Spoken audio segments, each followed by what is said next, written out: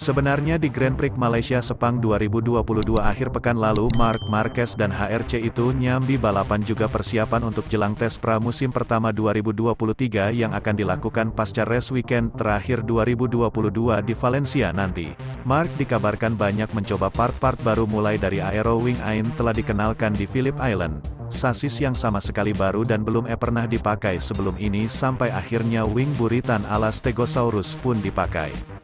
Marc dan HRC ingin mencari data-data awal yang akan mereka gunakan untuk menguji RC213V 2023 di Valencia nanti. Baik itu setup dasar, gear mapping dan lain sebagainya.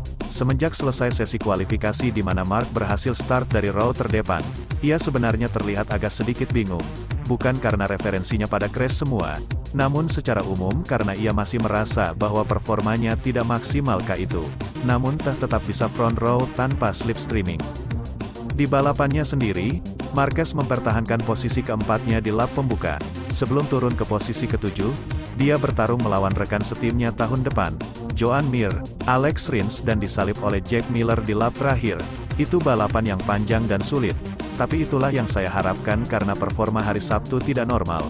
Begitu kata Marc seraya mengambil posisinya karena ia mengetahui kondisi sebenarnya dari peta kekuatan sebenarnya dari RC213V di antara para kompetitor.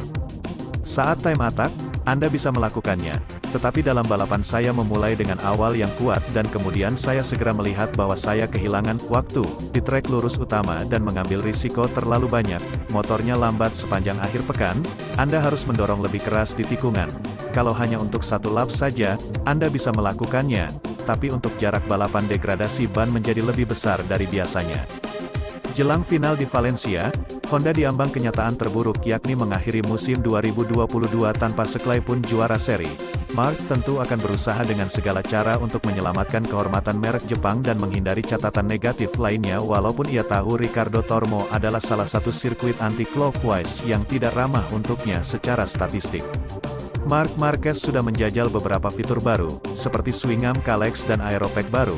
Namun semua itu masih diuji dengan spek mesin dan platform RC213V 2022. Dan ternyata motor yang hadir di Misano Test beberapa bulan yang lalu belum spek 2023. Spek anyar ini baru direncanakan hadir pada tes IRTA akan dilakukan pada tanggal 8 November tahun 2022 nanti. Namun Marc Marquez masih tidak yakin new RC213V 2023 akan hadir di tagar Valencia Test. Sementara itu jika 2 tahun lalu sukses merengkuh titel, maka musim ini performa Mir jauh dari kata mengesankan. Nasib sial dan cedera mengiringi perjalanannya dalam mengarungi kejuaraan dunia Grand Prix. Makin diperburuk oleh masalah tekanan ban di Phillip Island, serta arem pump saat berlomba di Sepang, Mir kehilangan tenaga ketika menggeber GSX-RR.